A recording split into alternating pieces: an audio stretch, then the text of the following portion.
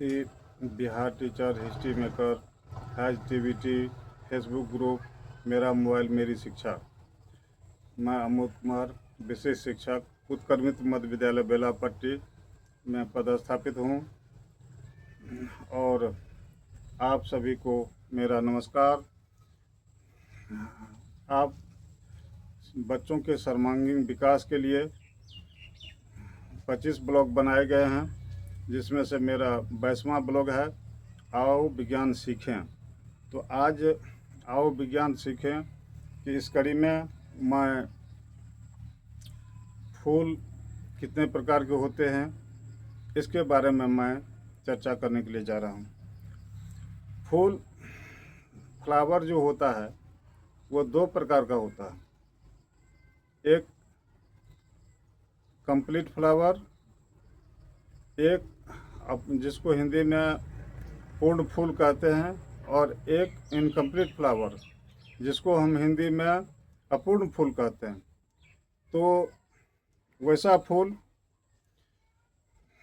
Complete flower का परिभाषा ये है पूर्ण फूल का, वैसा फूल जिस पर 4 चक्र पाए जाते हैं उसे कंप्लीट फ्लावर करते हैं।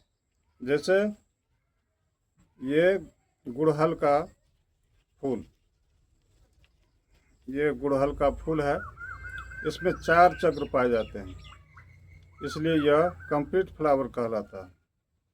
उसके बाद है इनकम्प्लीट फ्लावर। इनकम्प्लीट फ्लावर वैसा फूल, अपूर्ण फूल, वैसा फूल जिस पर 3 चक्र पाए जाते हैं, वे अपूर्ण फूल कहलाते हैं, इनकम्प्लीट फ्लावर कहलाते हैं। तो मैं उदाहरण स्वरूप यह कंप्लीट फ्लावर का जो उदाहरण दिखाए हैं आपको, ये गुड़हल का फूल है जो आप देख रहे हैं, इसमें 4 चक्र हैं। ये कोरोला हुआ, ये बाहरी भाग जो है जिसको हम हटा रहे हैं, ये रंगीन वाले भाग को कोरोला कहते हैं। और इसमें एंड्रोसियम है और गायनेशियम है। इसको अगर हम फिर अति करेंगे तो इसमें एंड्रोसियम और ये उजला वाला भाग गायनेशियम कहलाता है, ये गायनेशियम है। उसके बाद ये एपिकैलिक्स है। तो ये 4 चक्र है, इस पर आप देख चुके हैं, कोरोला, एंड्रोसियम, गायनेशियम और कैलिक्स। तो ये फूल जो गुड़हल का फूल है, ये पूर्ण फूल कहलाता है। उसके बाद इनकम्प्लीट फ्लावर में हम उदाहरण लेते हैं, ये झींगा का फूल है जिसको हम लोग नेनुआ बोलते हैं, और नेनुआ सभी जानते हैं। इस पर 3 चक्र पाए जाते हैं, ये कोरोला हुआ। उसके बाद कोरोला, अगर इस पर एंड्रोसियम है तो दूसरा पर गायनेशियम होगा।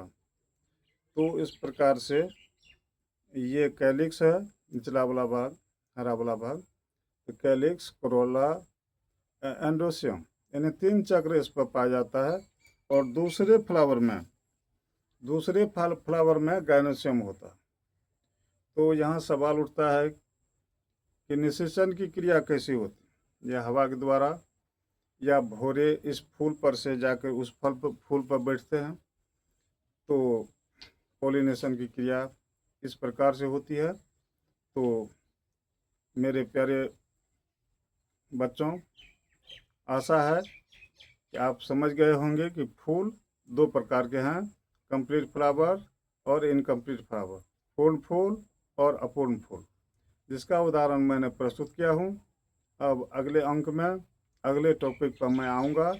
टीवी मंच के सभी साथियों को मेरा नमस्कार, और देखने वाले जो भी महानुभाव हैं, शिक्षाविद हैं, उनको भी मेरा नमस्कार। आशा है कि इस तरह की शिक्षा से बच्चों में सर्वांगीण विकास होगा, मानसिक विकास होगा, विज्ञान की और रुचि बढ़ेगा। विज्ञान के पाठ के सभी फूल के सभी अंगों के बारे में आज जानकारी मिली। तो इन्हीं शब्दों के साथ मैं अपनी वाणी में विराम देता हूँ। पुनः आपका हार्दिक नमस्कार करता हूँ।